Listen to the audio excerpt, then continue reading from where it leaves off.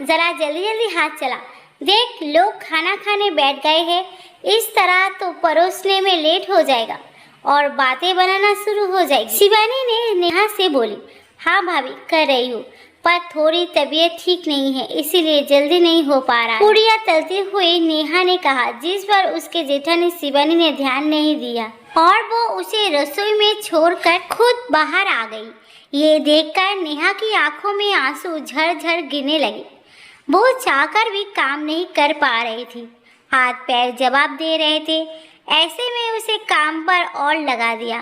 कल रात से उसे तेज बुखार था, पर फिर भी यहाँ रसोई में अकेली लगी हुई थी, जबकि जेठानी जी की मम्मी भाभी तीनों बहनें बाहर बैठी हंसी मजाक कर रही थी। पर मजाल थी कि कोई एक भी आकर नेहा की रसोई में मदद करे, जबकि सबको पता था कि उसे बुखार है। बाहर बैठा उसका पति अनिकेत भी कुछ नहीं कर पा रहा था।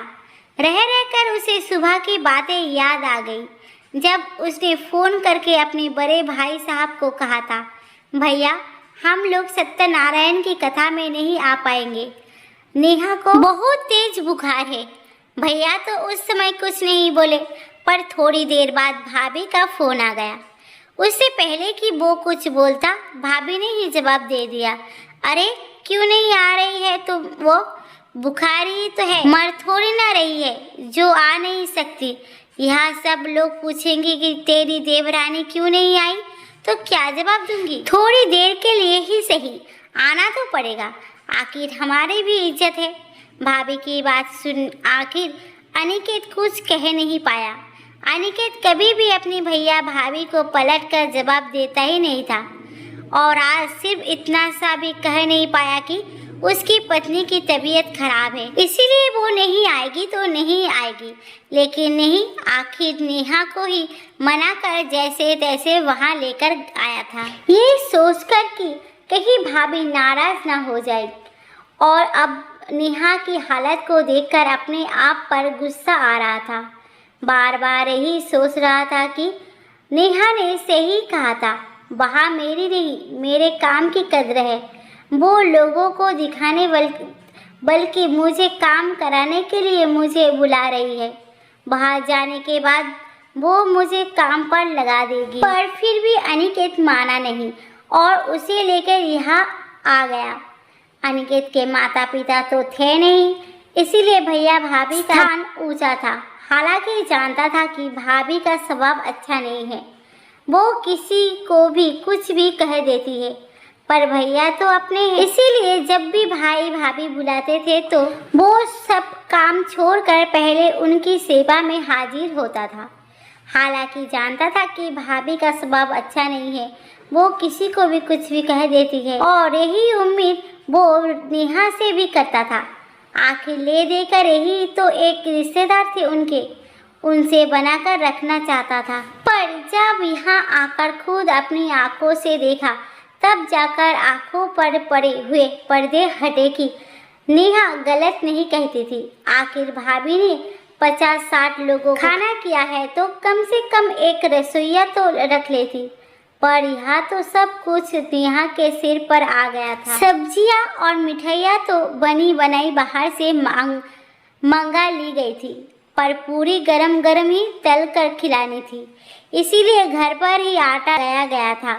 थोड़ा बहुत आटा तो भाभी ने गूंथ कर रख दिया था, पर बाकी का नेहा ने आकर गूंदा था, और आप सबके खाने के समय पर वो सबके लिए गर्मा गर्म पूड़ियाँ तल रही थी। कुछ देर तो अनिकेत इधर उधर अनमना सा घूमता रहा, पर जब नेहा की हालत उससे बिल्कुल बर्दाश्त नहीं हुई तो अंदर रसोई में आया और नेहा से बोला, नेहा जल्दी चलो, हमें देर हो रही है, हमें अभी इसी वक्त निकलना है।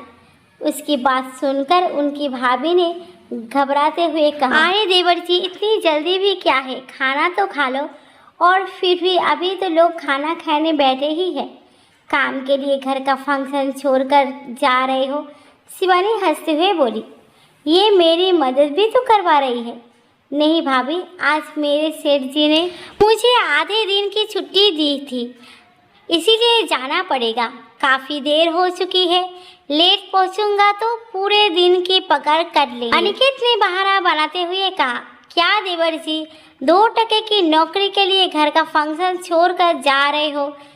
शिवानी हंसते हुए बोली, भाभी आपके लिए 2 टके की नौकरी होगी, पर मेरे लिए तो मेरे परिवार के भरण पोषण करने का साधन है। माफ कीजिएगा, पर अभी जल्दी में हूँ। नेहा जल्दी चलो। अनिकेत ने नेहा की तरफ देखते हुए कहा, अरे तुमको जाना है तो तुम चले जाओ, नेहा को तो यही छोड़ दो। शाम को आकर फिर खाना खाकर नेहा को लेकर जाना। जेठानी जी ने नेहा को रोकने की कोशिश करते हुए बोली, नहीं नहीं भाभी, मैं इसे साथ ही लेकर जाऊंगा। इसकी तबीयत ठीक नहीं है तो घर जाकर आराम कर लेगी और फिर बार बार यहाँ आना होता नहीं है। एक तो हमारा घर भी बहुत दूर है। ऐसा कहकर अनिकेत बिना शिवानी के प्रतिक्रिया जाने नेहा को लेकर वहाँ से निकल गया। घर जाते समय रास्ते में ही दोनों ने ढाबे पर खाना खाया और फिर घर आ गए। लेकिन अब अनिकेत को भी समझ में आ चुका था कि पहले उसके लिए उसका परिवार मायने रखते हैं। सम्मान अपनी जगह है और परिवार अपनी जगह। ये बात बड़ों को भी समझाना चाहिए। जब दूसरी बार भैया भाभी ने अपने बेटे के जन्मदिन पर उन्होंने बुलाया तो अनिकेत नेहा को केक काटने के टाइम पर ही लेकर गया। उस दिन नेहा के भाभी का रवैया देखने लायक था। जो शिवानी भाभी हमेशा बन ठन का तैयार रहती थी, वो उस दिन पूरी तरह से अस्त व्यस्त नजर आई, क्योंकि वो तो उम्मीद करके बैठी थी कि नेहा ही आकर काम करेगी। इसके लिए उन्होंने रसोइया भी नहीं लगाया, इसीलिए सारा काम भाभी और उनकी बहनों को ही करना पड़ा। इसीलिए किसी ने भी नेहा से सीधे मुंह बात भी नहीं की। उस दिन के बाद से जब भी भैया भाभी कोई प्रोग्राम करते तो अनिकेत और नेहा हमेशा खाने के समय जब 2-3 बार ऐसा हुआ तो धीरे धीरे भैया भाभी ने उन्होंने बुलाना बंद कर दिया। अब उन दोनों का न्योता केवल माता पिता के श्राद्ध के दिन ही होता था, पर उस दिन नेहा जरूर जल्दी पहुंच जाती थी और काम कराने के बाद जैसे ही भोग लगता था, खाना खाकर दोनों रवाना हो जाते थे, जिससे अनिकेत को भी अच्छे से समझ में आ गया था कि कुछ लोगों के लिए रिश्तों के कोई मायने नहीं होते, मायने सिर्फ काम के होते हैं।